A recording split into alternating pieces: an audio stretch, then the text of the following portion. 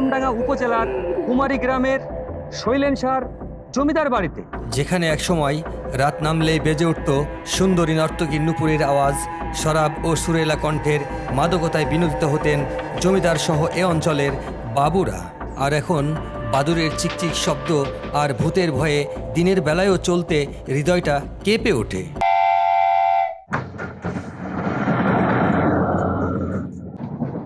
প্রিয় বন্ধুরা, কথা না বাড়িয়ে সোজা চলে আসলাম বাংলাদেশের চুয়াডাঙ্গা জেলার আলমডাঙ্গা রেল স্টেশনে।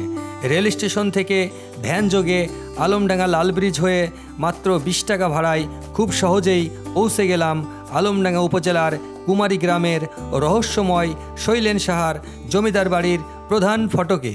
বন্ধুরা, আমি এই মুহূর্তে দাঁড়িয়ে রয়েছি চুয়াডাঙ্গা জেলার আলমডাঙ্গা উপজেলার কুমারী গ্রামের শৈলেন সার জমিদার বাড়িতে, যেখানে একসময় রাত নামলেই বেজে উঠত সুন্দরী নর্তকীর নুপুরের আওয়াজ, শরাব ও সুরেলা কণ্ঠের মাদকতায় বিনোদিত হতেন জমিদার সহ এ অঞ্চলের বাবুরা।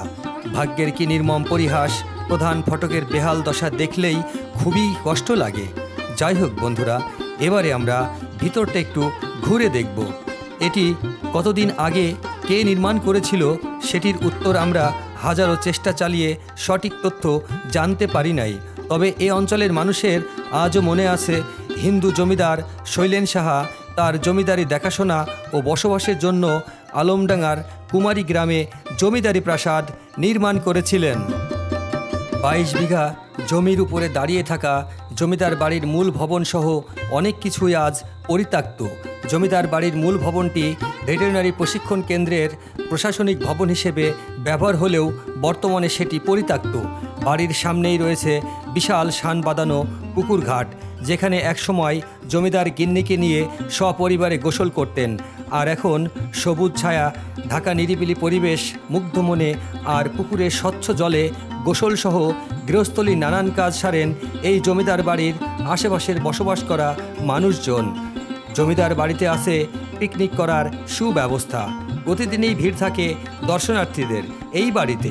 বন্ধুরা, একটু জানিয়ে রাখতে চাই, জমিদার শৈলেন সার শাসন আমলে এই বাড়ির সামনে দিয়ে সাধারণ প্রজারা জুতা স্যান্ডেল পরে কিংবা মাথায় ছাতা দিয়ে যেতে পারত না। এতে জমিদারের নাকি সম্মানহানি হতো। কেউ যদি এ আদেশ অমান্য করত তাহলে তার উপর শুরু হতো অমানবিক পৈশাচিক নির্যাতন। যাই হোক বন্ধুরা, ভৌতিক পরিবেশে জমিদার বাড়ির আশেপাশের পরিবেশটা কেমন তা এক ঝলক দেখে আসি।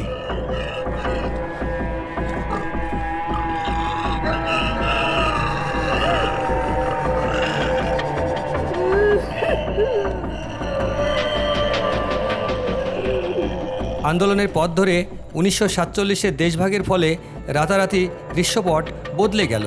হিন্দু মুসলমানদের মধ্যে সাম্প্রদায়িক দাঙ্গায় খুন হলো অসংখ্য মানুষ।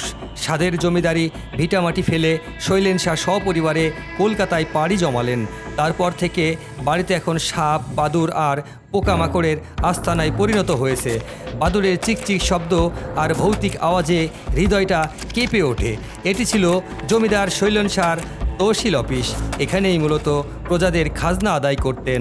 জমিদার বাবু ভারতে যাওয়ার পর কথিত আছে সেখানে তিনি চরম দুঃখ দুর্দশা ও অভাব অনটনের মধ্যে দিনপাত করে মৃত্যুবরণ করেন। অত্যাচারী জমিদার শৈলেন শাহ আজ আর নাই, কিন্তু কিছু ইট আর পাটাতনের উপর ভর দিয়ে আজও টিকে আছে কুমারী গ্রামের শৈলেন শাহর জমিদার বাড়ি। চুয়াডাঙ্গা জেলার সমৃদ্ধ ইতিহাসের সাক্ষী জমিদার বাড়িটি সরকারিভাবে সংরক্ষণ করে আগামী প্রজন্মকে সঠিক ইতিহাসের সাথে পরিচয় করে দেওয়ার জন্য দাবি জানাচ্ছি বাংলাদেশ সরকারের কাছে।